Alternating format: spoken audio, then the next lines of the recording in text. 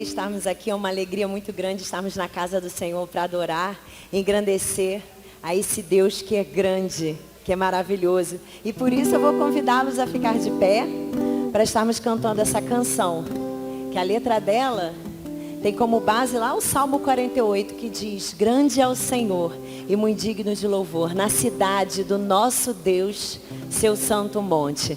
A cidade lá do Monte de Sião, a cidade que é mencionada nesse salmo, depois os irmãos podem ir lá procurar, é Jerusalém.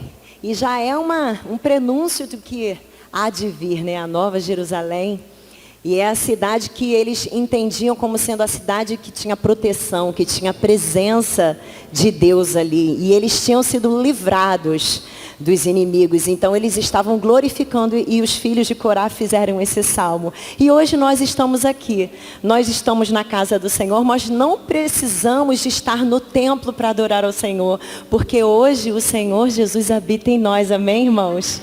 Nós, quando recebemos Jesus como Senhor e Salvador de nossas vidas, Ele passa a habitar em nossa vida. Nós somos templo do Espírito Santo. E o Espírito Santo é um presente do Senhor para nós, porque é Ele que nos conduz a ter uma vida reta, justa diante do Senhor. Então eu quero te convidar agora, feche os seus olhos, vamos falar com o Senhor. Vamos abrir os nossos corações para exaltar esse Deus que é tão grandioso, esse Deus que mesmo com toda a sua soberania, Ele é capaz de estar aqui em nosso meio. Oremos.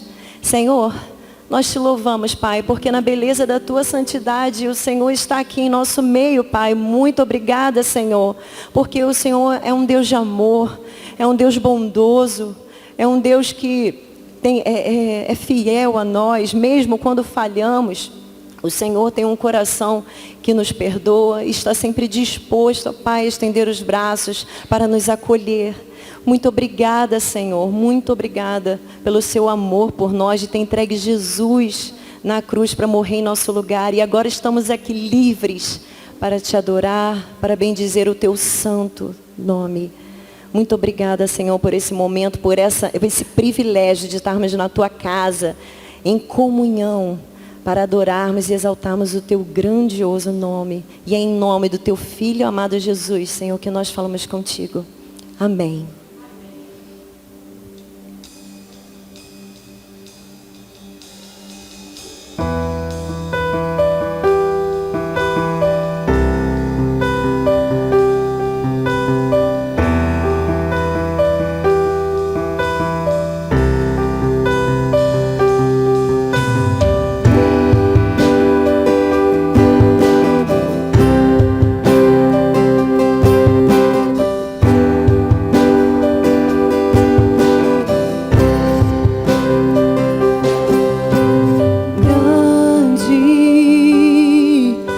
Senhor, e muito digno de louvor,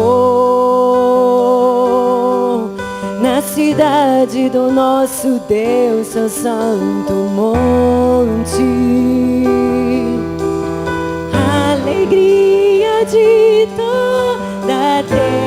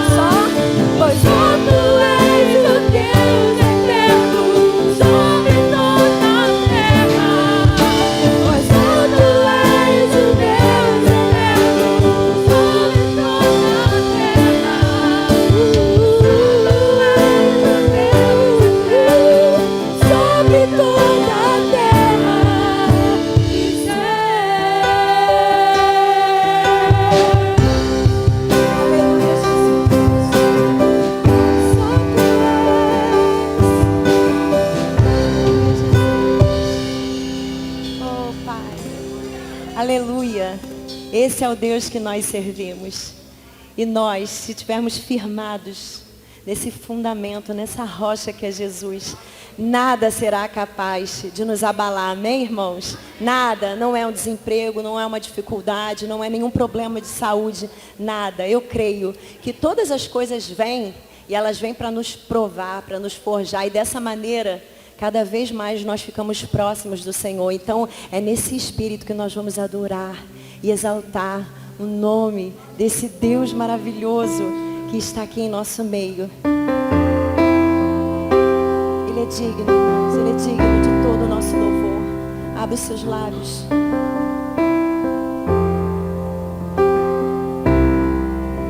Digno dessa canção, só Tu és, Senhor. Digno do meu louvor, só Tu és, Senhor.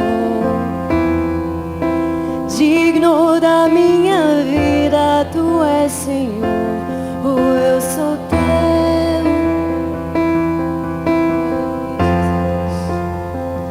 Nome que é sobre todo nome. Nome que é sobre todos é o Teu, Jesus. Fonte da salvação, só Tu és, Jesus.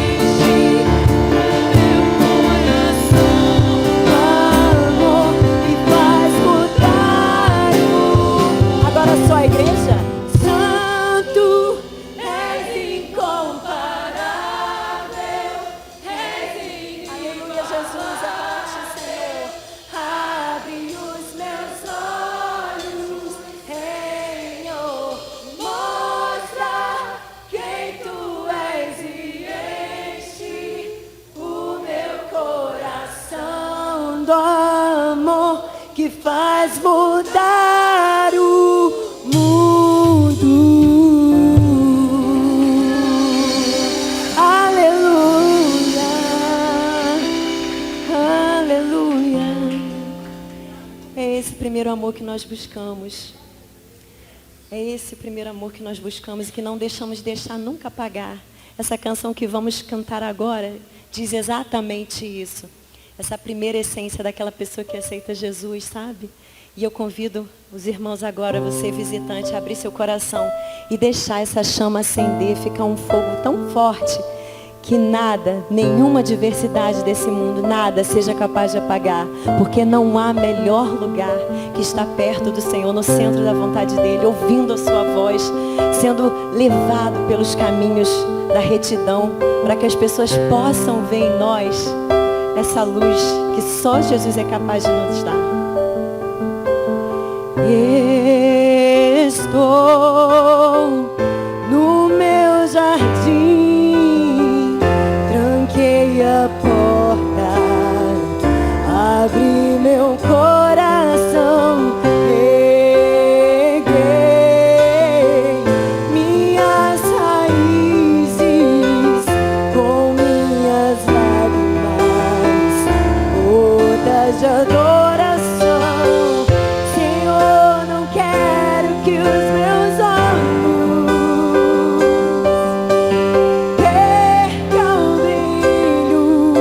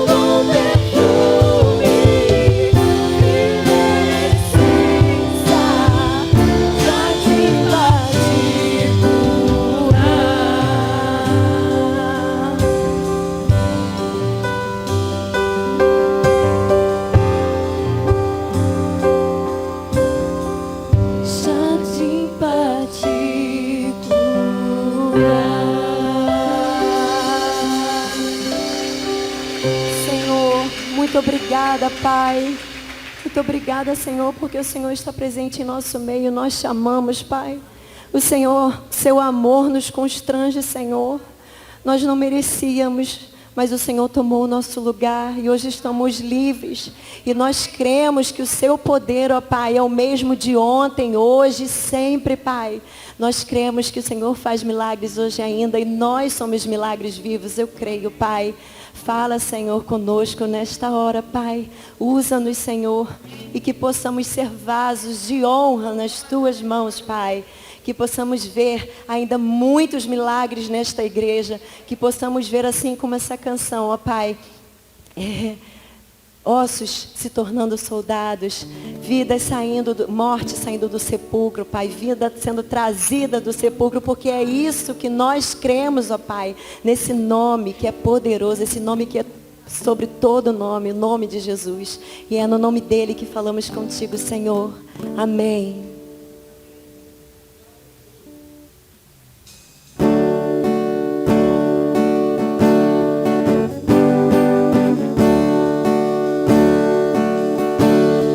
No mundo busquei,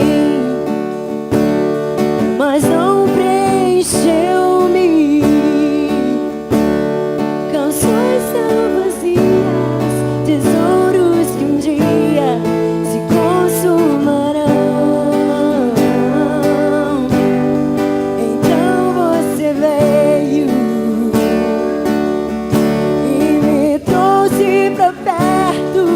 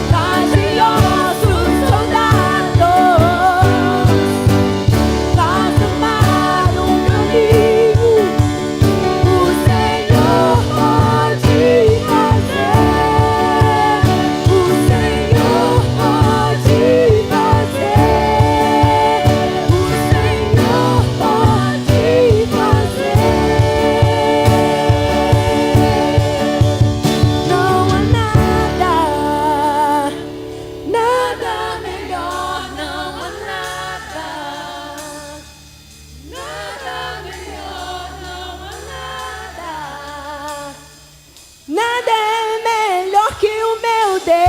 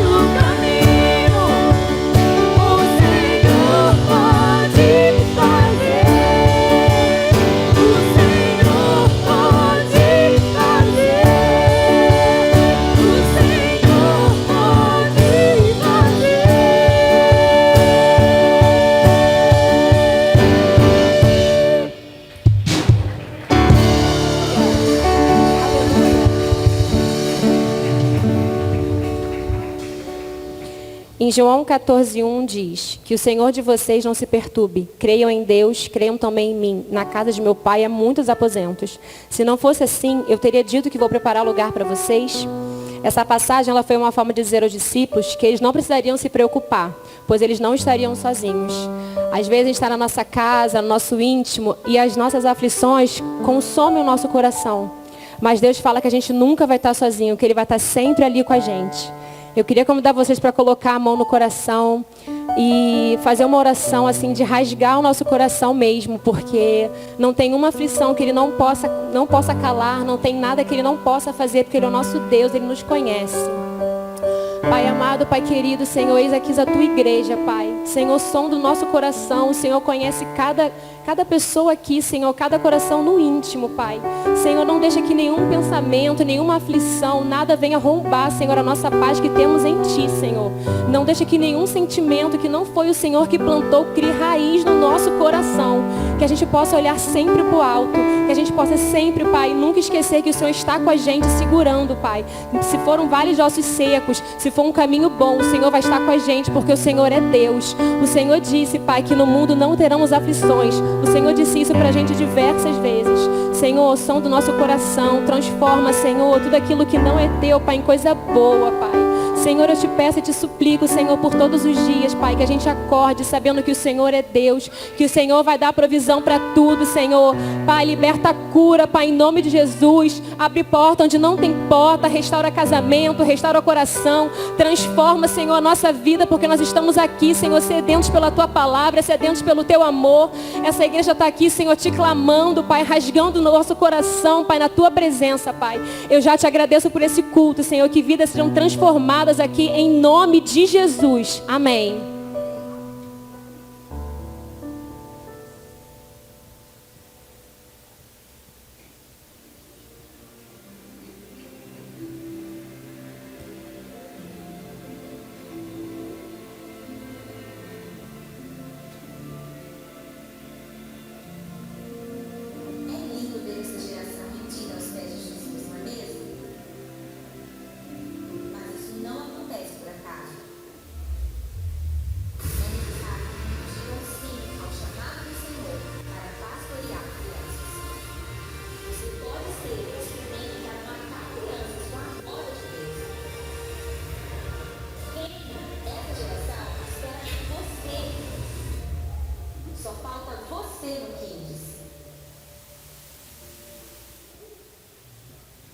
Boa noite, irmãos. Esse vídeo lindo que nós vimos agora na voz da nossa amada pastora Wilze, mas com as imagens das nossas crianças aqui da Iba Meyer. Então, eu sou Gisele, sou do Ministério Infantil, e estou aqui para falar para vocês que nosso Ministério Infantil está funcionando a pleno vapor, tá? Aqui nossas crianças são ministradas, elas não estão brincando, elas não estão sendo distraídas lá em cima para que os pais possam assistir aos cultos aqui com tranquilidade. Não, elas estão sendo ministradas, elas estão sendo pastoreadas. Então, tudo que tem aqui, né, nós temos um momento de louvor, um momento de ofertas, palavra, dízimos, né? Então, tudo que vocês fazem aqui, nossas crianças estão fazendo lá em cima também. Então, assim, todos os dias nós recebemos vídeos, fotos, notícias de ataques malignos contra as nossas crianças. Nós ficamos indignados, ficamos aborrecidos, só que não adianta a gente somente ficar aborrecido, ficar indignado e não fazer nada para mudar essa realidade. Então, nós acreditamos que com o pastoreio das nossas crianças, nós ministrando para elas, nós transformamos nossas crianças em verdadeiros discípulos de Jesus. E elas vão conseguir transformar essa geração. Então, o objetivo do vídeo é de mostrar um pouquinho do nosso trabalho, né? E pedir que quem sentiu o desejo no coração de fazer parte desse ministério maravilhoso, que procurem seu líder de célula, que vai ser uma bênção ter vocês com a gente. Amém? Obrigada.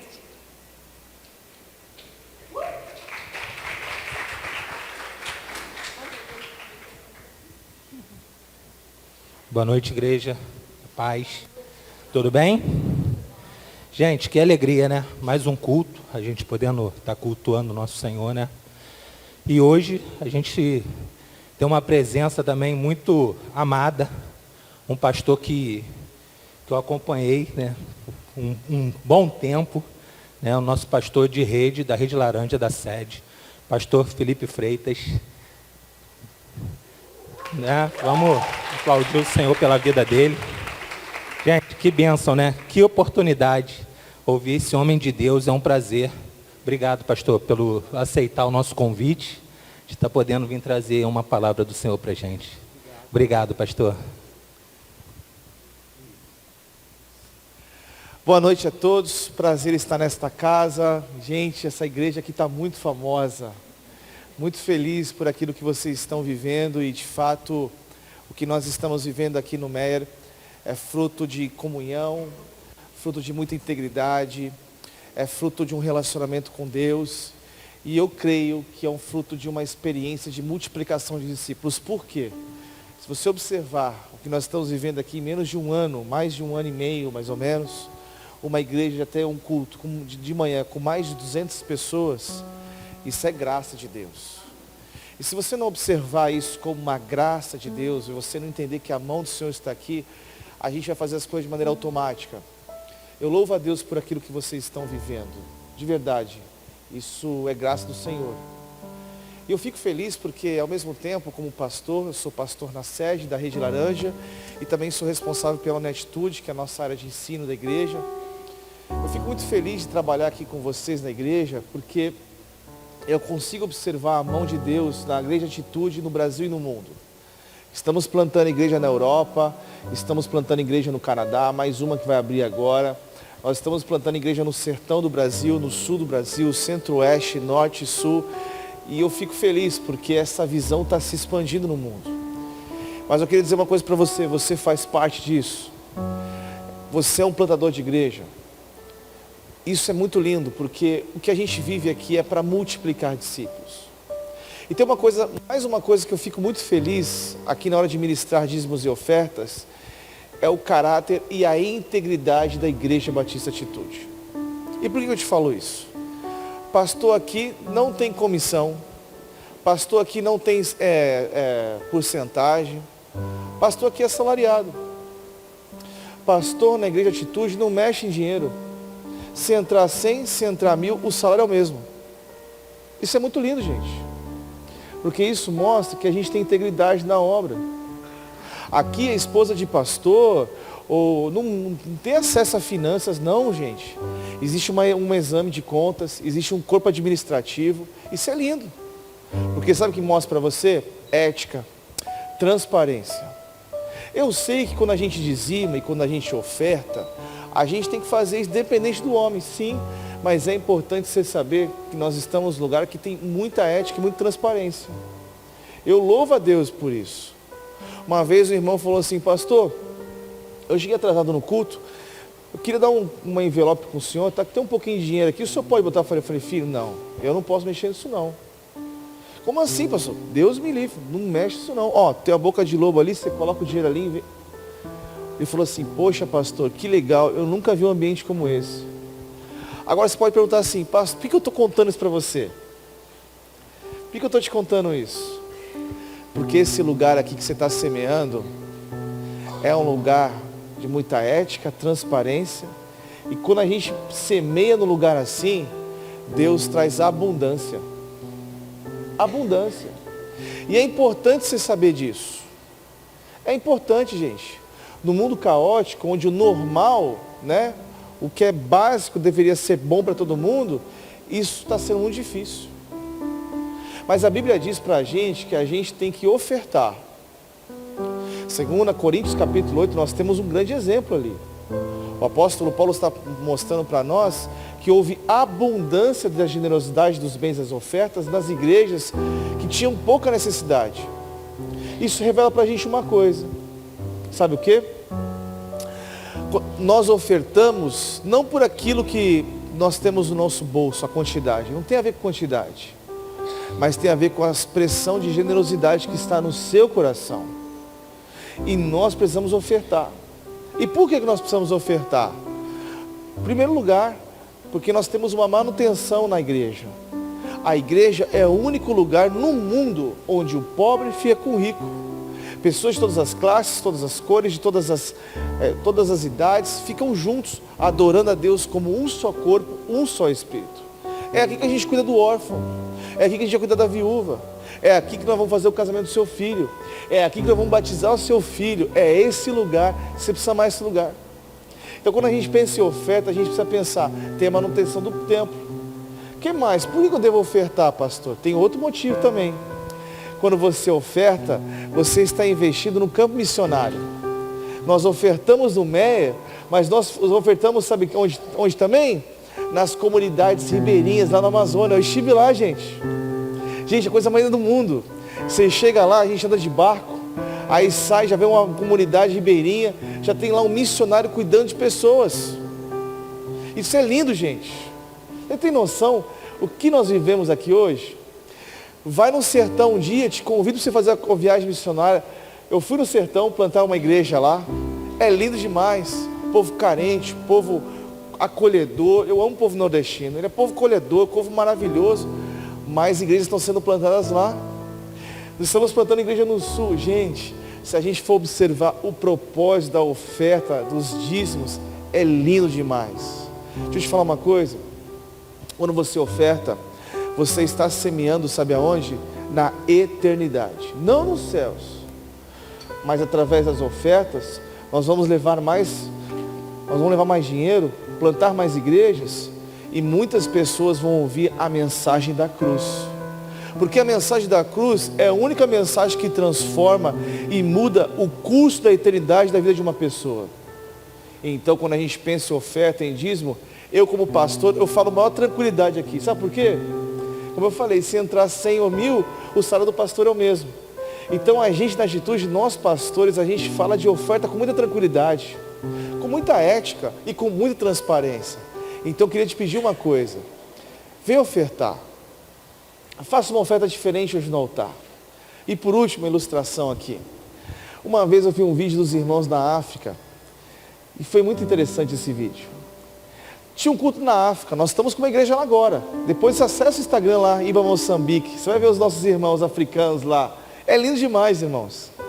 E se você olhar o momento de ofertas, como é que é? Está todo mundo correndo no púlpito, todo mundo correndo na igreja, porque o momento de oferta é aquele momento que eles entendem que é com alegria. Alegria. Parece que eles estão dançando, parece que eles estão celebrando uma festa, parece que eles estão fazendo um casamento, um aniversário. É uma coisa extraordinária, gente, não dá para explicar não. Mas sabe o que a gente aprende com eles? Com aquele povo simples? Sabe o que? Generosidade. A generosidade não tem a ver com o que você tem na sua conta bancária, mas tem a ver com o seu coração.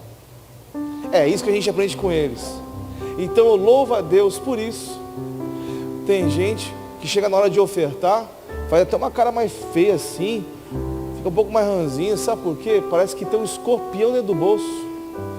Gente, o dinheiro é um bom servo, mas ele é um péssimo patrão. No mundo tem dois senhores, você serve. Ou você serve a Deus, ou você serve ao dinheiro. Eu não vou servir o dinheiro me serve. O dinheiro é meu empregado, ele não é meu patrão. Então, irmãos, nós precisamos ter fidelidade. Fidelidade. Pastor, eu sou inconstante no dízimo. Deixa eu te falar uma coisa, muda isso. Há muitos anos que eu sou dizimista, fiel dizimista. Muitos anos. Eu vejo Deus cuidando dessa área da minha vida de uma maneira muito especial.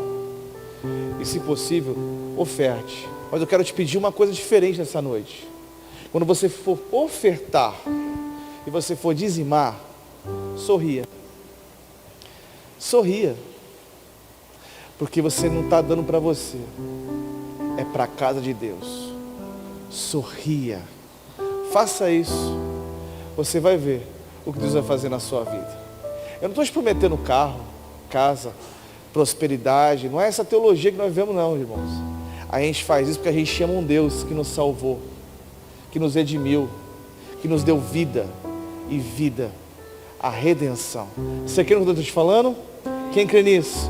Então eu queria pedir para você, nós temos aqui o Pix pixmeyer@ibeatitude.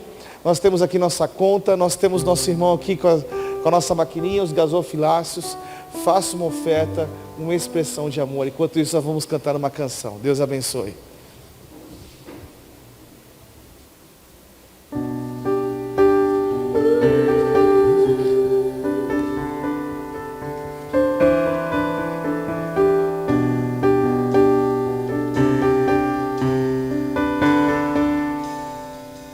Te amo, Deus,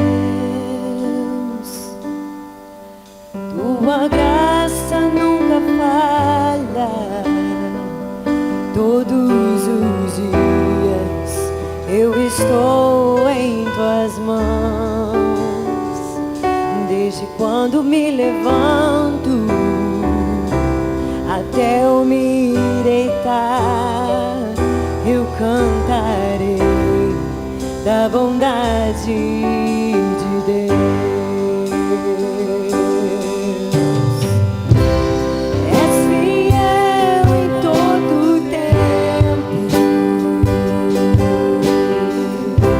em todo tempo tu és tão bom. Com todo o fôlego que tenho, eu cantarei da bondade de Deus. Tua doce voz que me guia em meio ao fogo, na escuridão, tua presença me conforta. Sei que és meu Pai e amigo és. Eu vivo na bondade de Deus. És fiel em todo tempo, em todo tempo tu és tão bom. Com todo o fôlego que tenho, eu cantarei da bondade de Deus. Tua bondade me seguirá, Senhor. Tua bondade me seguirá, Senhor. Eu me rendo a ti, te dou o meu ser, entrego tudo a ti. Tua bondade me seguirá, Senhor. Tua bondade me seguirá, Senhor. Tua bondade me seguirá, Senhor. Eu me rendo a ti, te dou o meu ser, entrego tudo a ti. Tua bondade me seguirá, Senhor. És fiel em todo tempo, em todo tempo tu és tão bom. Com todo o fôlego que tenho, eu cantarei da bondade de Deus. Eu cantarei da bondade de Deus. Eu cantarei da bondade de Deus.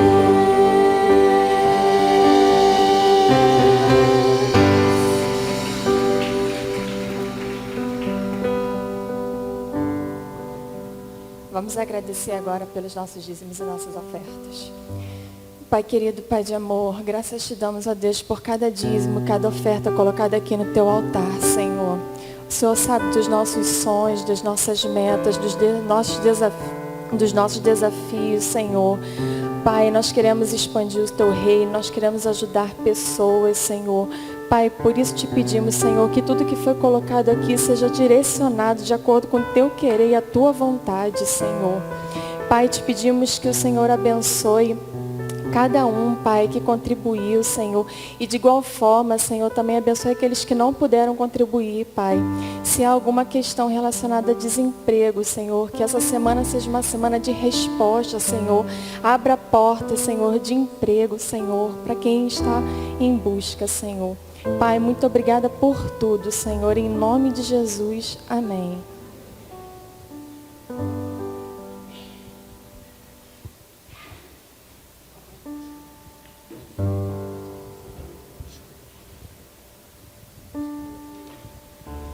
Glória a Deus, que bênção estar com vocês aqui, meus irmãos. Antes de eu começar a dar a palavra para vocês, eu gostaria de só fazer aqui um aviso não, tá ótimo. E onde eu vou, eu sempre levo 2 filhos meus, né? Na verdade eu tenho 3, né, gente? Não sei se vocês sabem, Isabel acabou de nascer, faz 30 dias, para a glória de Jesus. Eu sou pai do Davi, tem 5 anos, Maria, 2 anos, e agora Isabel, 3. Quem sabe a gente já para o 4 logo, né? Aí a gente fica, glória a Deus, né? Muitos filhos, como diz a Bíblia. A gente tem que ter muitos. Os muçulmanos estão fazendo 10. A gente está no 1, 2, vamos multiplicar. Mas eu trouxe 2 filhos meus aqui hoje. Eu não sei se você conhece. Eu sempre trago onde eu vou ministrar. Esse é o primeiro livro que eu lancei, chamado Um Caráter Maior que o Ministério. Esse é o livro de entrada do nosso seminário Querigma. Também faz parte do nosso curso da Escola de Avivamento. Esse é o livro mais vendido que eu tenho hoje no Brasil. Ele foi prefaciado pelo Dr. Luiz Saião. É um livro que fala sobre vida discipular. É muito legal esse livro.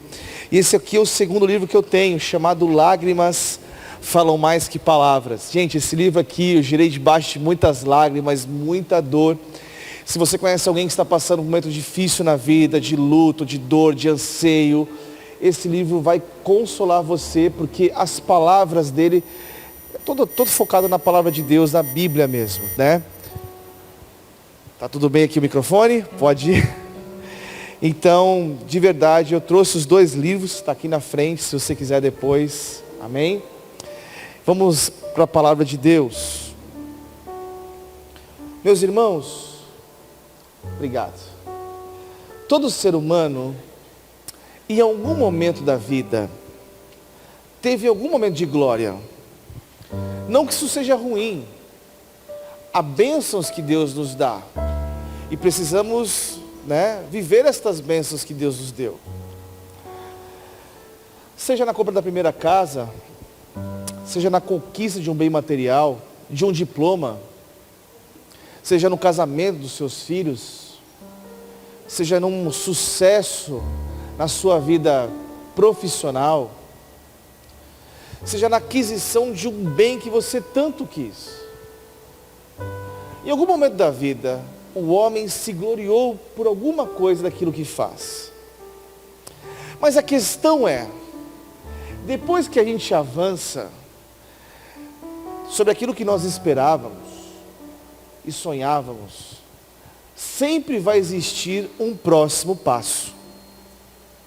O psicólogo Abraham Maslow, ele dizia uma coisa, que o ser humano é um ser insaciável.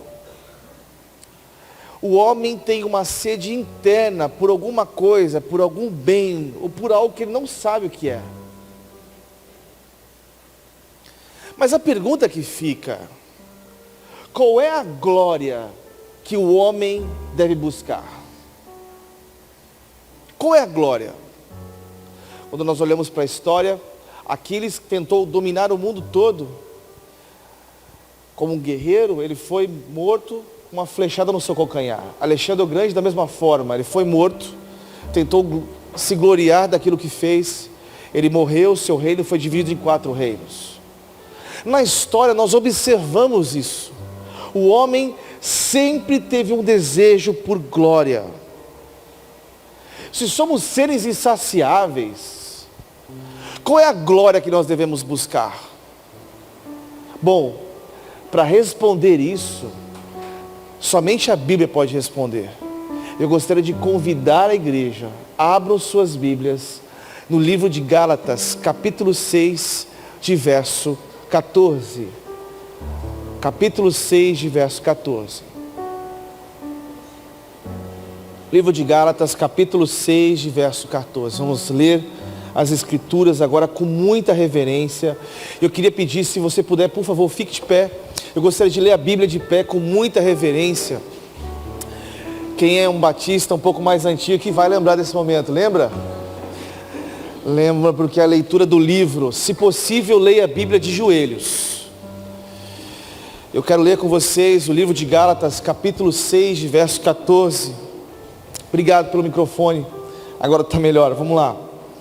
O texto diz assim: mas longe de mim gloriar-me senão na cruz de nosso Senhor Jesus Cristo, pela qual o mundo está crucificado para mim, e eu estou crucificado para o mundo. Pois nem a circuncisão é coisa alguma, nem a incircuncisão, mas o ser nova criatura. E a todos os que andarem em conformidade com esta regra, paz e misericórdia sejam sobre eles e sobre o Israel de Deus. Quanto ao mais, ninguém me moleste, pois que trago no meu corpo as marcas de Cristo Jesus. Santo Deus, eu me curvo às Escrituras. Eu peço que o Senhor fale aos nossos corações, Pai. Nós pedimos que o Teu Santo Espírito fale toda a igreja acerca do que nós devemos ser, saber e fazer. Pedimos ao Senhor, Pai. Oramos na autoridade do Teu Filho amado Jesus. Amém. Pode se assentar, por favor.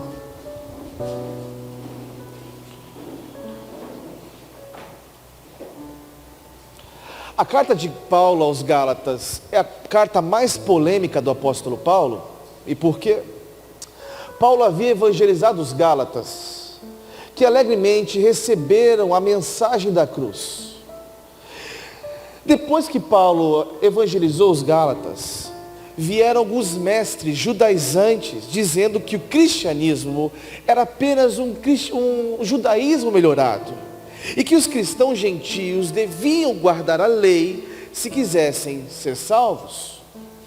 Os Gálatas estavam seguindo estes falsos mestres e estavam se desviando da verdade da cruz. Por isso que Paulo dizia: ó Gálatas insensatos. E muitos desses mestres estavam se gloriando apenas de obras e aparências.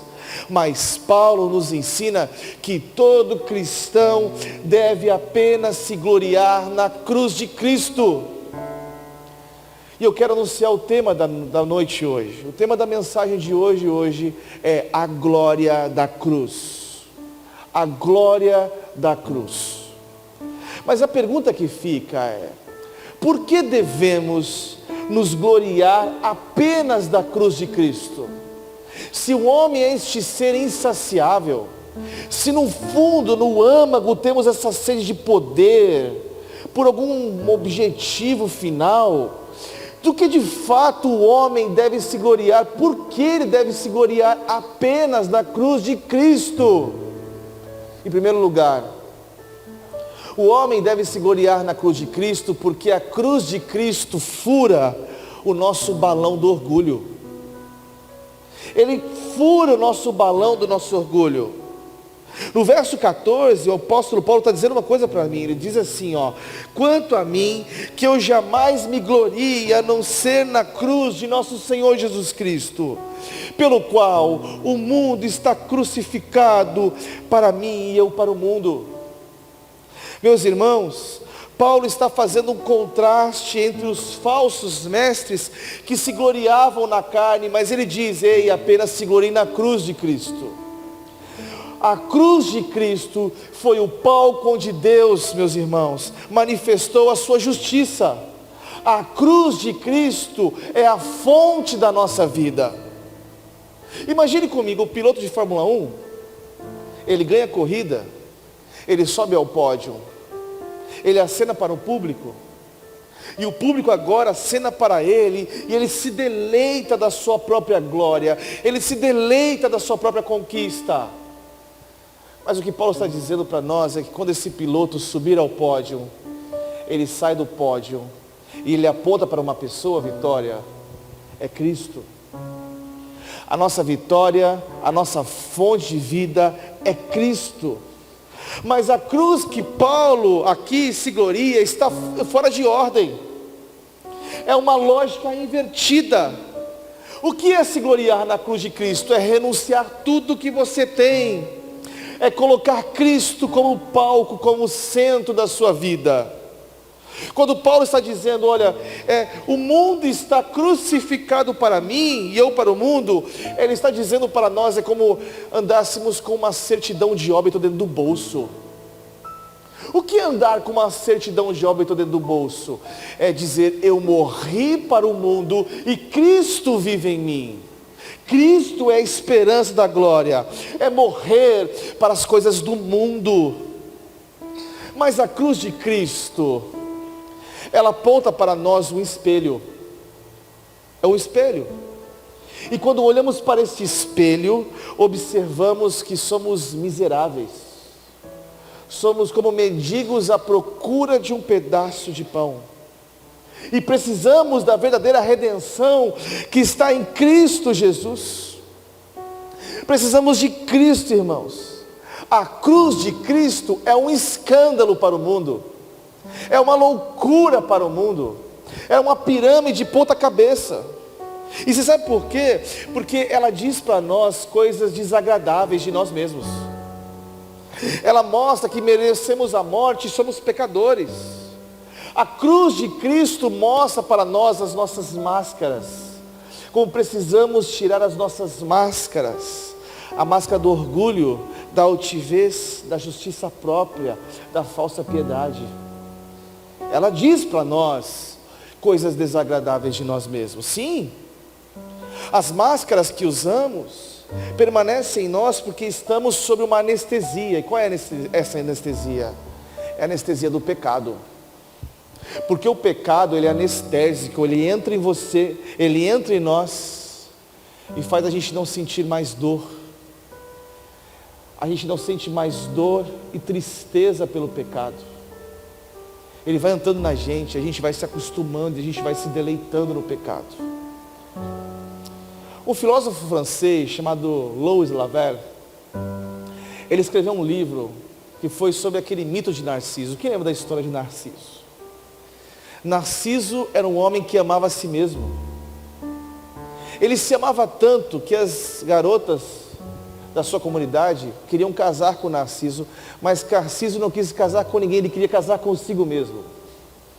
Ele se amava tanto, tanto, tanto, que ele morre se contemplando à beira de um rio, e o rio também se contempla pela vida de Narciso. Sabe o que acontece? Muitas vezes nós estamos com a síndrome de Narciso em nossa veia sanguínea. Você não consegue perceber que estamos tão cheios de nós mesmos. Estamos tão embriagados por nós mesmos, pelas nossas crenças, convicções, pelos nossos anseios, que estas convicções que nós temos nos impede de irmos para a cruz de Cristo. E é para lá que nós precisamos ir. Às vezes você fala, não, você acha que você é o cara, você resolve tudo, você faz tudo sozinho. Deixa eu te falar uma coisa. Hoje você está bom, hoje você está legal, hoje você está bem. Mas a gente não consegue compreender que nós precisamos de Cristo. E estas convicções nos levam ao precipício. Meus irmãos, pela graça e misericórdia de Deus, você acordou hoje, você está bem hoje, você comeu hoje. Você tem alguma coisa hoje, é graça, não é mérito seu. É de Cristo, e é para Ele que precisamos. A vida é como um sopro, e o nosso orgulho pode nos matar. O reino de Deus, repare uma coisa, ele passa pelo monte das bem-aventuranças. E esse texto de Mateus capítulo 5, Eu costumo dizer no seminário, eu tenho que ler de joelhos também. Jesus está explicando o monte da bem-aventurança. Ele começa dizendo o seguinte: bem-aventurados os pobres de espírito, porque deles é o reino dos céus. O que é ser pobre de espírito? Ser pobre de espírito é se esvaziar, é reconhecer que você nada é. Então, o sermão da montanha, da bem-aventurança, é como uma escada, é como um degrau. Então eu entro no reino de Deus, em primeiro lugar eu preciso me esvaziar de mim mesmo, das minhas mazelas, das minhas convicções, dos meus anseios, de tudo de mim mesmo. Então eu entro nesse reino, dizendo assim: Senhor, eu não sou nada. Eu não sou nada. E Jesus começa a entrar em você, porque quando Jesus entra em você, Jesus consegue transformar você quando você compreende que você nada é, nada somos. Então você caminha pelo primeiro degrau: eu sou pobre de espírito, porque os pobres de espírito é o reino dos céus. E depois eu começo a contemplar o segundo degrau: bem-aventurados que choram, porque serão consolados. Esses são um dos textos mais mal interpretados da Bíblia. Este choro não é um choro de tristeza, não é um choro de que você está triste porque você perdeu seu namorado, não. É um choro pelo pecado cometido. Olha a palavra no grego: é um choro pelo pecado cometido, não pelo choro que você ficou triste por alguma coisa, não. Isso envolve o quê? Arrependimento. Então entramos no reino de Deus entendendo uma coisa: somos pobres de espírito. E agora eu preciso chorar pelos meus pecados. Porque se você não chora pelos seus pecados, tem alguma coisa errada. Porque Paulo dizia: eu esmurro o meu próprio corpo para ganhar a Cristo. É esmurrar a sua própria carne, porque tem dia que a carne grita. Ela grita pela uma vaidade, ela grita pela lascívia, ela grita pela imoralidade, ela grita pela fofoca, pela ira, pela indignação, pela raiva. E nós precisamos crucificar a carne para ganhar Cristo. Então repare que Jesus não começa dizendo assim: olha, bem-aventurados os puros de coração. Bem-aventurado, não, ele não começa dizendo que o reino começa com os mansos, porque você só vai ser manso, você só vai ser puro de coração, você só vai ter fome de ser de justiça, se primeiro você se esvaziar de si mesmo, depois se você chorar pelos seus próprios pecados. Então não tem como você dizer que você vai ser misericordioso, você ter uma pessoa pacífica, se você não cumprir com os dois primeiros requisitos. A cruz de Cristo faz isso. Ela fere você, mas ela te transforma. A mensagem coach, ela afaga teu ego, mas ela te leva para o inferno. Então a mensagem da cruz, ela fere. Agostinho dizia: eu fui ferido pela palavra. Então a palavra fere a gente, mas ela nos dá redenção. Ela nos transforma, ela faz de nós homens e mulheres como obreiros aprovados, e estamos a caminho do céu. É para lá que nós vamos. Uma vez eu atendi um advogado, e ele disse assim para mim: pastor, olha, deixa eu te falar uma coisa. Eu era um homem muito arrogante, eu era um homem muito orgulhoso, eu conheci a cruz de Cristo, ela mudou minha vida, mas eu perdi a minha filha. Eu daria todo o dinheiro do mundo para tê-la de volta. Todo o dinheiro do mundo. Eu é um homem muito bem de vida. A cruz de Cristo, ela mostra para a gente precisa de redenção. Mas por que eu estou te contando essa história? Se você está vivo hoje, você está aqui, é pela graça. E precisamos contemplar esta graça de Deus todos os dias da nossa vida. Precisamos voltar para a cruz de Cristo. Não tem como a gente flertar com o mundo e flertar com Deus. Ou você serve a Deus, ou você serve ao mundo. Nós precisamos ser radicais. Eu vou abrir um parênteses. Em Atos capítulo 1, de verso 6 em diante, Jesus estava dizendo o que para os discípulos? E sereis minhas testemunhas ao descer sobre vós o Espírito Santo. O que é ser testemunha? No grego a palavra testemunha vem de martíros. O que é martíros? É ser mártir. É doar a própria vida por Cristo. Porque Você só vai ter Cristo no coração quando você entregar o controle da sua vida a Cristo. Quando Cristo entra no seu coração, Ele estilhaça as suas defesas, Ele transforma a gente. É entregar tudo, é entregar o controle da vida, é entregar as finanças, e a vida, a família, os filhos, é tudo para Cristo. É tudo para Ele. Você não pode fazer planos da eternidade pensando em quanto você tem na sua conta bancária. Não. Você tem que fazer planos da eternidade sobre aquilo pela ótica da fé. Eu não posso pensar em ter um filho segundo o que eu tenho na minha conta bancária. Não. Porque isso é da eternidade. Eu não posso fazer as coisas no reino de Deus pensando em quanto eu tenho na minha conta bancária. Não. Porque nós não vivemos por vista, mas vivemos pela fé. Vivemos por aquilo que é invisível. E é isso que a cruz de Cristo mostra para nós. Onde existe o bem maior do homem, aí está a sua glória. Mas por que Paulo não procura isso em outro lugar? Porque ele sabia que a verdadeira vida é uma pessoa, é Cristo. A nossa vida é uma pessoa, é Cristo Jesus, a esperança da glória. Mas tem gente que diz assim: olha, a igreja não cresce se não for meu dízimo. Eu que levantei esse ministério, eu que fiz isso, eu que fiz aquilo, eu que fiz aquelas outras coisas. É tanta vaidade, que a vaidade ela nos torna cegos e surdos espirituais. O orgulho é o mesmo pecado que precedeu a queda de Satanás. Nós precisamos pedir a Deus todos os dias: Senhor, sonde os nossos corações, avalie as motivações do nosso coração. Como diz o meu livro, deixa Deus, Jesus, esculpir o seu caráter para transformar você todos os dias.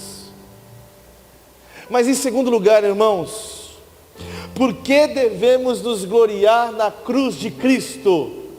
Em segundo lugar, porque na cruz de Cristo encontramos a redenção, uma nova vida. Meus irmãos, vamos entender melhor quando o apóstolo Paulo está explicando isso. Quando Paulo escreveu aos Gálatas, eles estavam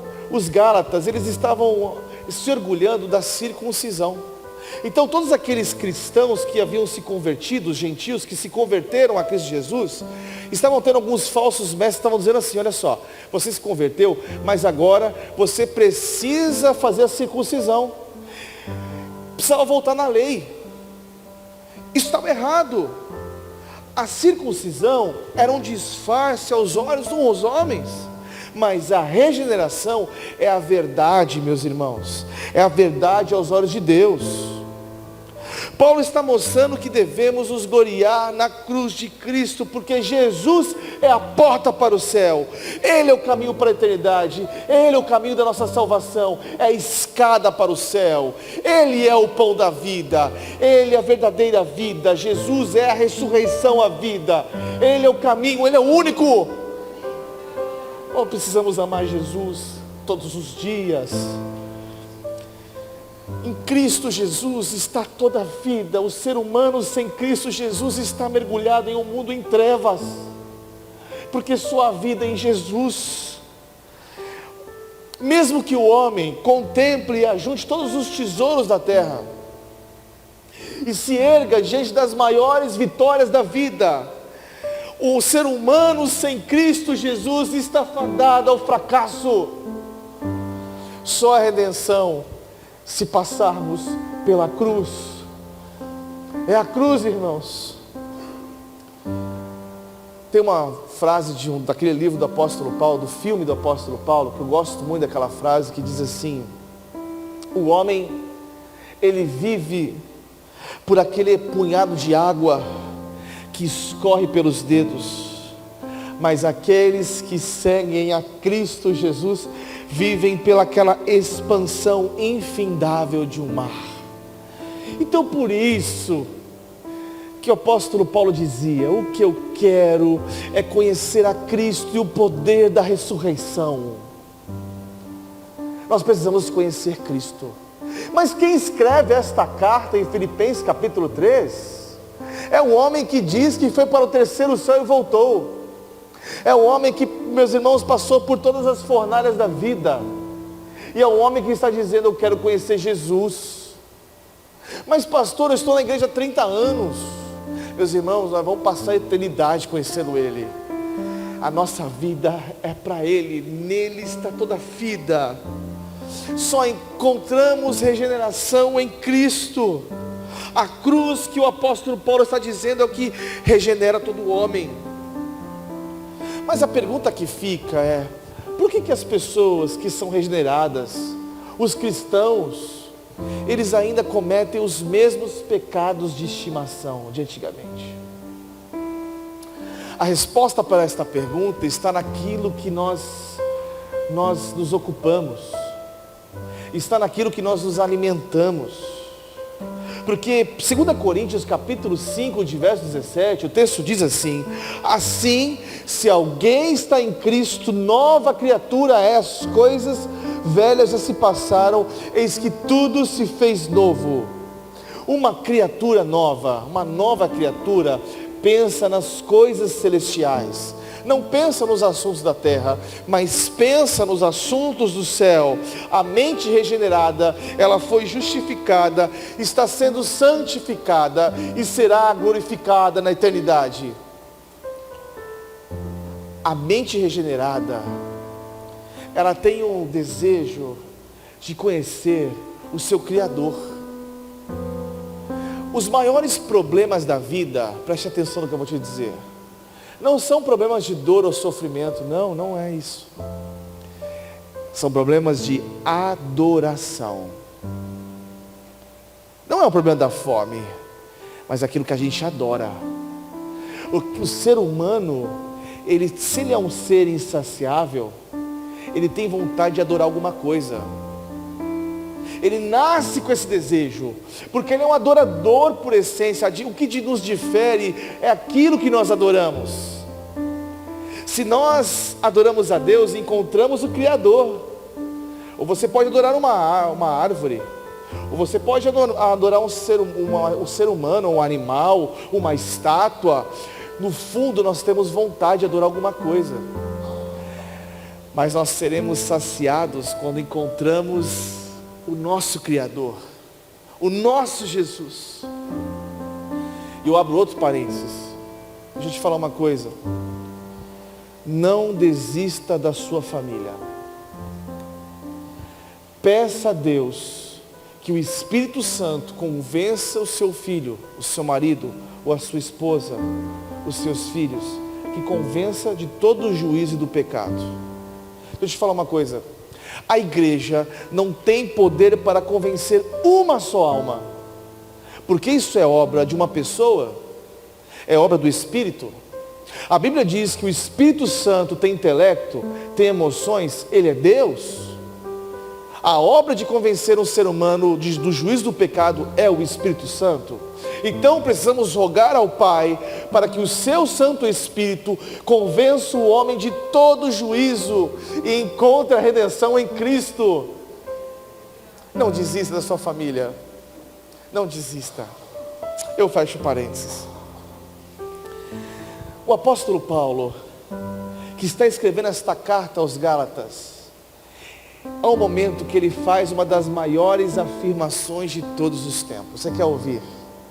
Esse texto é lindo, está em Filipenses 3, de verso 8, ele diz assim: na verdade, eu considero tudo como perda, comparado com a sublimidade do conhecimento de Cristo Jesus, meu Senhor.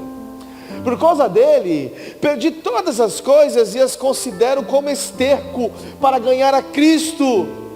Com outras palavras, o apóstolo Paulo está dizendo para nós: ei, os seus diplomas, o seu troféu, a sua conta bancária, os seus títulos, nada pode comparar com Cristo. Paulo devotou tudo a Deus, seu dinheiro, seu tempo, sua clareza. Ele vai escrever em 2 Timóteo capítulo 4, de verso 6, quanto a mim, eu já estou sendo oferecido como oferta de libação. E o tempo da minha partida chegou, verso 7, combati com bom combate, completei a carreira e guardei a fé. Verso 8, desde agora está sendo dada a coroa da justiça, não somente a mim, mas todos os que amam a sua vinda. Ele está dizendo que quando a gente encontra Cristo, é para Ele que a gente entrega tudo. A gente entrega nossos filhos, a nossa casa, a nossa família, os nossos anseios. A gente entrega tudo para Ele. Até que nada mais importa. É entregar o controle da vida para Ele. É falar com Ele. É conhecer Ele. É entrar na porta do seu quarto, fechar a porta do seu quarto. E você vai começar a falar com Ele. Ele começa a falar com você. E você começa a se relacionar com Jesus. Jesus começa a transformar você. Ele muda suas crenças, seus valores, seus comportamentos.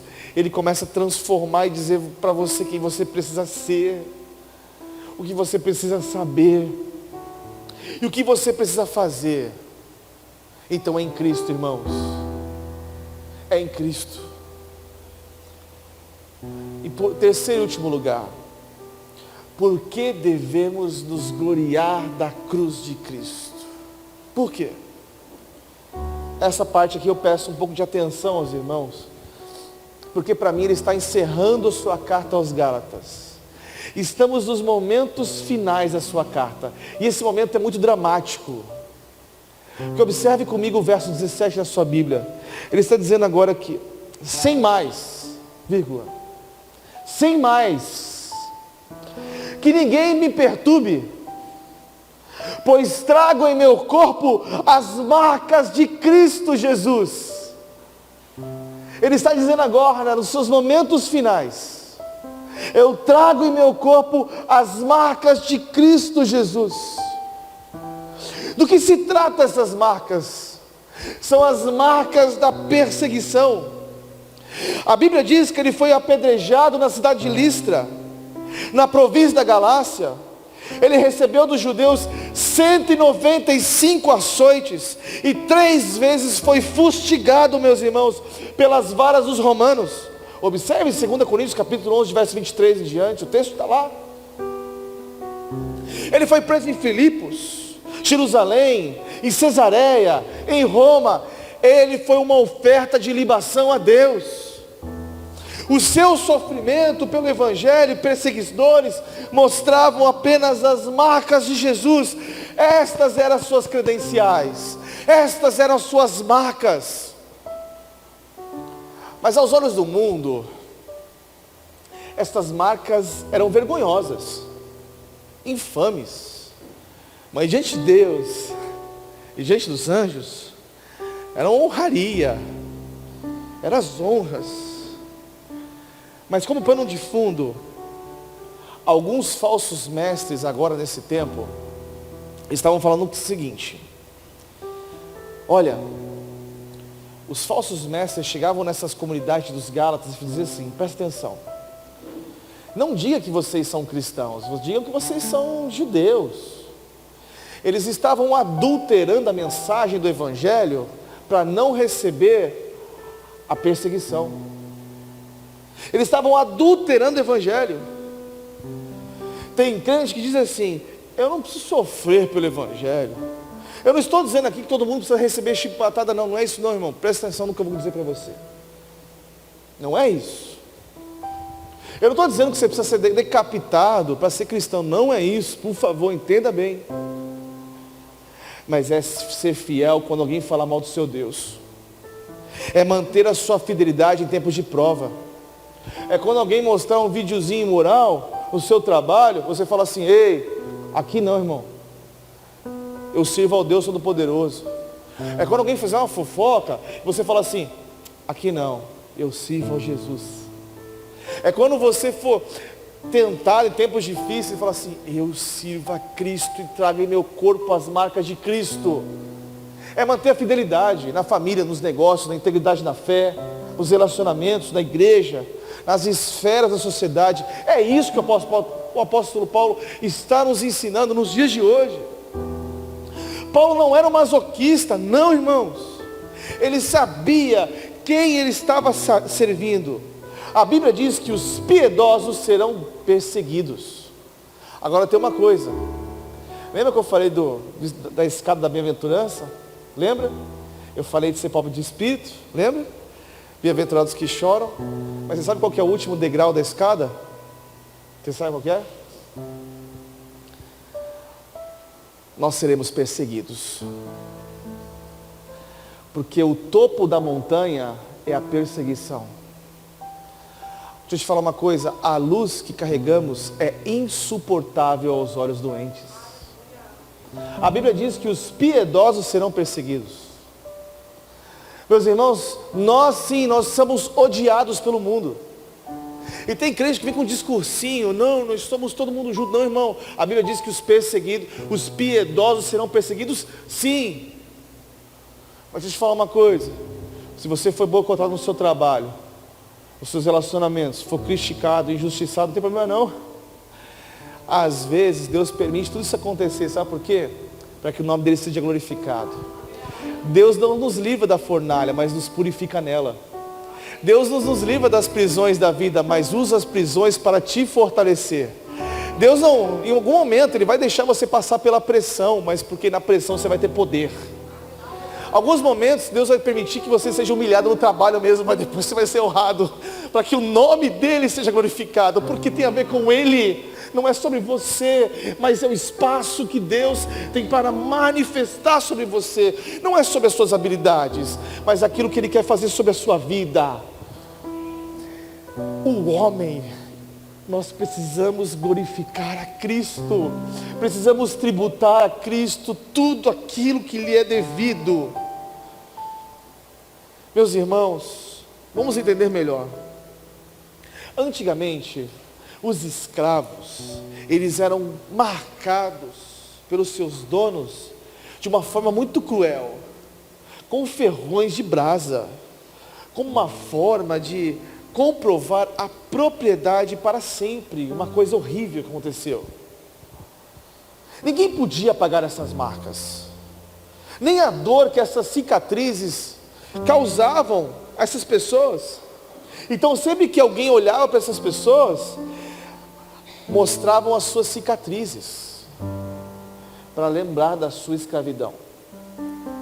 Mas hoje, as marcas que eu e você, nós carregamos, são as marcas de um Deus que se entregou por nós. A pergunta que não quer calar aqui agora é: quais são as marcas que você tem carregado?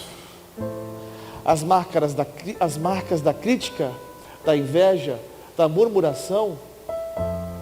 Quais são as marcas que você carrega? Eu e você, nós temos muitas marcas, as visíveis e as invisíveis. Temos marcas emocionais, temos marcas espirituais, nós temos marcas físicas. Mas a questão da vida é: as suas dores viram propósito. As suas dores viram propósito. Os seus traumas, os seus complexos, as suas decepções, as palavras duras que você tanto recebeu na vida, vai virar propósito. Deixa eu te contar um pouquinho aqui. Eu falo isso no meu primeiro livro. Eu não tenho vergonha de falar não, gente. Por quê? Porque Cristo tem que ser glorificado. Quando eu era pequeno, eu escutava algumas pessoas dizendo que eu tinha problemas cognitivos. Você sabe o nome dessa palavra, né? Eu estou no púlpito. Eu cresci com isso, de verdade. Mas eu conheço um Deus que pega essas marcas e transforma em propósito. Você crê nisso?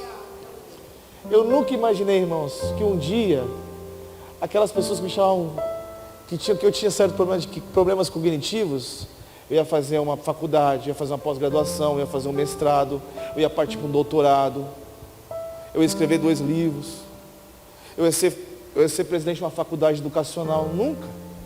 Deixa eu te falar uma coisa, eu não estou falando isso para me engrandecer não, gente. Não é isso não, gente, por favor. Eu só quero dizer uma coisa para você. Pega as suas dores que você recebeu no passado, o que disseram sobre você, suas dores, os seus anseios, anota isso. Isso vira propósito. Eu estou dizendo para você, não é palavra coach não é palavra de autoajuda não, irmão, aqui é evangelho. As marcas que carregamos são as marcas, as nossas credenciais. E essas marcas nós vamos levar para a cidade celestial e lá seremos glorificados.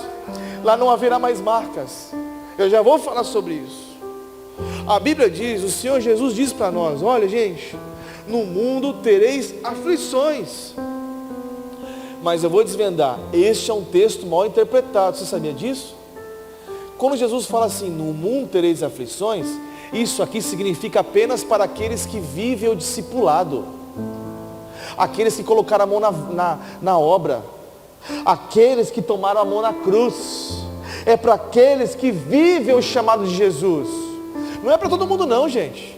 Esse aqui, ó, não tereis aflições, é só para quem vive o arado, é só para aquele que vive o discipulado com Cristo Jesus. Então, deixa eu te falar uma coisa, ei, não devemos nos desanimar se o nosso cristianismo não é tanto popular, não. A Bíblia diz, não podemos nos esquecer do sermão mais terrível de todos os tempos. Não podemos esquecer de Mateus capítulo 7, verso 13. Esse texto me dá calafrios. E por quê, pastor? Jesus prega esse texto e diz assim, quem pode entrar no reino de Deus? Senhor, Senhor, nós profetizamos, nós fizemos conferências, eu participei de todos os domingos, eu participei do louvor, eu toquei na igreja, eu fiz coisas maravilhosas, eu expulsei demônios, e Jesus diz o quê? Apartai-vos de mim, eu não conheço você. Mas Jesus, eu toquei bateria, eu toquei baixo, eu participei de tudo, eu fiz tudo na igreja, eu fiz os encontros, eu fiquei com o pastor, eu saí, eu fiz tanta coisa, mas Jesus está dizendo que, ei, eu não conheço você. Mas calma, alguns versículos para frente, Mateus capítulo 7, Jesus dá consolo para a gente. Ele explica para que aquele que diz, que aquele que se de fato entende que é miserável, entrega a sua vida e muda o curso da vida em Cristo, essa pessoa receberá o galardão, e quando chegar no reino dos céus, Jesus vai falar assim para a gente, entrem benditos de meu Pai, nós vamos passar a eternidade com Ele. Tem muita gente brincando de evangelho, tem muita gente flertando com o mundo, tem muita gente que precisa tomar um posicionamento. Deixa eu te falar uma coisa, vou viajar aqui agora, pensa comigo, se Deus deixasse você ficar 2 segundos no inferno, sabe o que você ia fazer?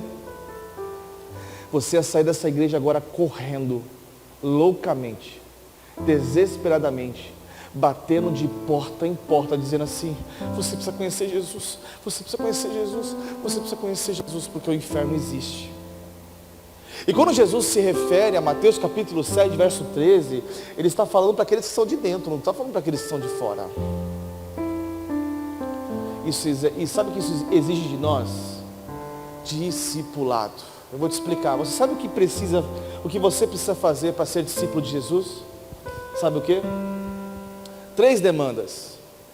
Lucas capítulo 14 nos ensina, em primeiro lugar, ame o Senhor acima de todas as coisas. Em segundo lugar, renuncie tudo aquilo que você tem. Em terceiro lugar, avalie o custo. Olha o que Jesus faz. Lucas 14. Qual é o rei que vai combater o outro rei? Ou qual é o rei que vai formar uma torre? Não se assenta e vê se tem dinheiro suficiente para terminar a torre. Vamos trazer para o nosso dia de hoje? Qual é o empresário que vai fazer um negócio, vai abrir uma empresa? Ele não se assenta e vê se tem fluxo de caixa, se tem dinheiro suficiente para continuar aquela empresa e manter os funcionários. Da mesma forma, aquele que quer me seguir precisa avaliar o custo. E por quê? Lucas 9,58, as raposas têm suas tocas, as aves dos céus têm seus ninhos, mas o Filho do Homem não tem onde repousar a cabeça. O que significa, pastor? Que seguir a Cristo haverá dias difíceis, Haverá dias de drama, haverá momentos desafiadores, mas o final não é a cruz, é uma coroa. A vida, em alguns momentos passaremos pela cruz, mas no final é a coroa da vida. Meus irmãos, eu quero concluir a mensagem. Quais são as marcas que você e eu devemos carregar? As marcas de um Deus de amor, as marcas da humildade, as marcas da fidelidade, as marcas de um Deus que nos transforma e nos redime. E eu vou para Apocalipse para encerrar. Eu quero trazer conforto ao seu coração. Porque que Apocalipse capítulo 21 em diante, João na ilha de Patmos recebe a revelação de Jesus. E ali é um texto lindo, porque em João, ele diz assim, ó: eu vi a cidade santa, eu vi os portões celestiais.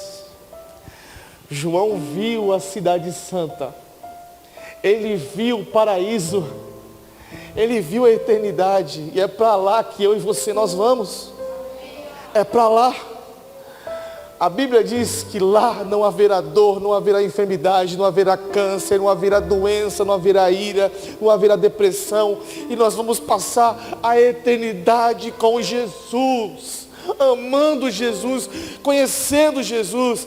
Então, deixa eu te falar uma coisa. Eu e você, nós estamos numa tenda. Numa tenda. O que é essa tenda? É uma tenda. O nosso corpo, ele é uma tenda, irmãos.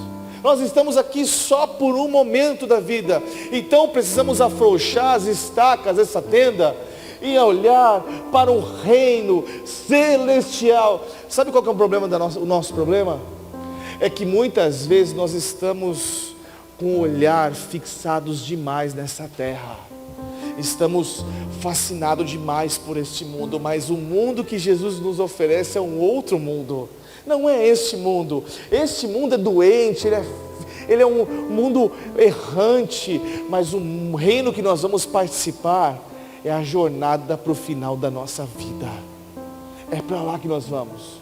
Somos peregrinos da terra e cidadãos do céu. Deixa eu te falar uma coisa, eu e você, nós estamos com uma mochila. Nós devemos aqui andar com uma mochila nas costas. E posso te falar um termômetro para você viver, como você está? A morte é o medidor da sua fé. Porque Jesus está chamando a gente para morrer para este mundo e viver uma vida em um outro mundo. Então, se a morte é o nosso medidor da fé, me fala a última vez que você pensou no céu. Deixa eu te falar uma coisa, você sabia que o capacete da sua salvação é você lembrar também da sua eternidade? Quando você lembra que você é salvo, isso te dá uma armadura de Deus. O crente precisa pensar na sua salvação. Nós precisamos pensar na eternidade, é para lá que nós vamos passar com Ele. Eu te pergunto, você ama Jesus? Você ama de verdade Jesus? Jesus está chamando você hoje para ser um radical. Radical. É entregar todo o controle da vida. Por que os jovens moravianos se entregavam como uma oferta viva para ser escravo em outro país para pregar a mensagem? Por que os missionários, eles deram a vida por Deus em lugares onde ninguém queria pregar o Evangelho? Por que eles eram loucos? Por quê? A resposta está em conhecer a Deus. Quando nós conhecemos Jesus de verdade, a gente não quer mais saber desse mundo. A nossa vida nesse mundo é transitória. A gente só pensa em assuntos do céu. Quando estamos focados demais nos nossos empreendimentos humanos, estamos nos esquecendo da eternidade. Eu não estou falando aqui para você não curtir o final de semana na praia, comer uma picanha, não é isso não, gente. Não é isso. Não é isso. Você pode curtir com a sua esposa, com a sua família, não tem problema nenhum. Mas o seu coração não pode estar nisso. O seu coração tem que estar no Rei. Você é mordomo. A sua casa não é sua, a conta bancária não é sua, os seus filhos não são seus, os meus filhos não são meus. É isso que me dói, porque eu não sou Jesus vai mandar meus filhos como missionários. Tudo bem, eu preciso me desapegar logo logo, porque Jesus vai mandar meus filhos para algum lugar do mundo, eu não sei aonde. Mas eles não são meus, é dele. Tudo que eu e você temos é dele. Não se esqueça, nós precisamos nos gloriar apenas na cruz de Cristo. Você ama Jesus? Você ama muito a Jesus? Curve sua cabeça e feche seus olhos comigo, por favor. Santo Deus, ore comigo no seu coração, no seu interior. Santo Deus, fale ao meu coração, muda a minha vida, muda a minha história, faz morada em mim, transforma o meu ser, Pai. Muda o curso da minha eternidade e me leva ao céu. É para lá que eu vou. Eu me arrependo dos meus pecados e eu quero encontrar a redenção, Senhor. Muda os meus sonhos, muda a minha vida e minha história. Eu oro na autoridade do teu Filho amado Jesus. Amém. Fique de cabeça baixa, de olhos fechados. Há alguém que fez essa oração pela primeira vez? Levante sua mão, por favor. Há alguém que fez essa primeira vez? Deus abençoe. Há mais alguém que fez essa oração pela primeira vez comigo? Levante sua mão, por favor. Há mais alguém? Levante sua mão. Deus abençoe, Deus abençoe, Deus abençoe, minha irmã. Há mais alguém que fez essa oração pela primeira vez comigo? Levante sua mão. Há mais alguém? Deus abençoe, minha irmã, aqui. Há mais alguém que fez essa oração? Deus abençoe, minha irmã. Há mais alguém que fez essa oração pela primeira vez? Deus abençoe, meu irmão. Há mais alguém que fez essa oração pela primeira vez comigo? Há mais alguém? Deus abençoe, meu irmão. Há mais alguém que fez essa oração pela primeira vez comigo? Há mais alguém? Levante sua mão. Há mais alguém que gostaria de se reconciliar com Jesus? Levante sua mão, por favor. Alguém gostaria de se reconciliar com Jesus? Levante sua mão. Deus abençoe. Eu gostaria de pedir um favor. Pode abrir seus olhos. Eu gostaria de fazer um pedido para vocês. Você que levantou sua mão, você poderia vir aqui na frente para a gente orar com você? Não tenha vergonha não, de verdade. Vou pedir aqui para os Barnabés, os irmãos da igreja, trazerem aqui os irmãos que levantaram a mão. Nós queremos orar com você. De verdade, não tenha vergonha. A gente quer estar aqui porque a gente entende que esse culto aqui é um culto a Deus. Gente, vamos aplaudir a Jesus? Vamos aplaudir? Olha, eu sempre soube que o povo do MEI era o povo mais vibrante do Rio de Janeiro, sabia? É sério, eu estou achando vocês muito tímidos hoje aqui. Eu queria falar assim, eu estou muito feliz pelo que Deus está fazendo na vida dessa igreja, na vida de vocês. E agora, vamos fazer o seguinte, vamos levantar as mãos sobre os nossos irmãos aqui. A gente vai orar por eles. Vamos ficar de pé, gente? Você está feliz com Jesus ou não está? Dá um salto dessa cadeira aqui de pé, glórias a Jesus. Vamos levantar as mãos aqui. Pai de amor, nós queremos orar pelos nossos irmãos que estão aqui, Pai. Eu não sei o plano que o Senhor tem na vida de cada um deles, mas a minha oração é que eles se tornem discípulos robustos na sua fé, que eles não se desviem nem para a direita nem para a esquerda, que eles amem o Senhor de todo o coração, de toda a alma, com toda a força e com todo o entendimento, Pai. Eu só te peço que o Senhor faça algo extraordinário na vida deles. Eu não sei as mazelas, os anseios que cada um carrega aqui, mas eu sei que o Senhor é bom. O Senhor é bom, Pai. O Senhor é bom para a vida de cada um deles. Senhor, que eles conheçam e eles vivam apenas para o Senhor. É só isso que a gente pede, Pai. Aquela oração que o teu Filho amado Jesus fez em João capítulo 16, 17, ele entregou os seus discípulos para o Senhor. Então nós entregamos ao Senhor a vida de cada um deles. Nós oramos na autoridade do teu Filho amado Jesus. Amém. Queria que vocês olhem para eles agora, todos vocês. A família de vocês. Aplauda Jesus, gente. A família de vocês. Amém? A família de vocês. Então agora vamos orar para encerrar, né? Eu tô fugindo da ordem. Ah, me perdoa aqui os avisos. Eu vou pedir para vocês seguirem a equipe de integração aqui para a salinha, é isso?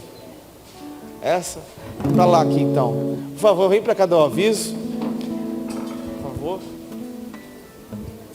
Graça e paz, igreja. Boa noite. Sendo rapidinho, quem aqui está visitando a gente pela primeira vez? Seja bem-vinda, tá? Que você volte sempre. Se você não tem uma casa, quem está perto deles, dá um abraço, né? De boas-vindas a quem está aqui. Sejam bem-vindos, volte sempre, tá? Esperamos vocês aqui mais vezes. Eu queria falar sobre a reunião de oração que nós temos online, tá? Toda segunda e quarta às 18 horas. O link fica no Instagram. Ou então pede para alguém aqui dos servos, né? Que a gente tem um grupo do WhatsApp que também nós divulgamos lá esse link para a reunião de oração. Quero lembrar que a gente está... Esse sábado foi o último dia do Summer, do Bill One, mas foi só o pontapé de início do nosso Bill One. Então, se você conhece algum jovem até 35 anos, todos os sábados às 19 horas, vamos continuar tendo o culto do Bill One. E falando do Bill One, já estamos perto do retiro de carnaval do Bill One, só que vamos englobar os jovens e os adolescentes. Então, é a partir de 13 anos, tá? Façam as inscrições. O pessoal está aqui com a maquininha no final do culto para mandar seus jovens para lá para o nosso retiro. Também, no final de semana que vem, tanto no sábado, no Bill One, quanto no domingo, nós vamos ter um bazar para ajudar o retiro, né, e o Bill One. E quem tiver, a gente está aceitando doações de roupas, calçados, pode trazer para a gente ajudar, né, no nosso bazar, para poder mandar mais jovens para o retiro. Tá? Então, é só isso agora. Para dar... Glória a Deus, gente. Então, vamos ficar de pé mais uma vez, vamos encerrar o culto. Estenda as suas mãos, vamos pedir a Deus a bênção final. Você está feliz com Jesus? Amém, Jesus? Amém, irmãos. Levante suas mãos. Santo Deus, obrigado por essa noite, obrigado por esse dia, obrigado pela tua presença, obrigado porque nada tem faltado em nossa vida, Senhor. Pai, eu oro para aquele que não lia a Bíblia, vai ler. Aquele que não orava, vai se tornar um crente robusto. Livra-nos da apatia espiritual. Livra-nos da mornidão. Livra-nos da frieza espiritual. Que sejamos cristãos fervorosos, cheios da tua presença. Que o amor de Deus Pai, a graça do Senhor Jesus Cristo e a consolação do teu Santo Espírito esteja sobre toda a igreja. E nós dizemos amém, amém, amém. Deus abençoe, podem ir. Glórias a Jesus. Senhor, te abençoe e faça brilhar teu rosto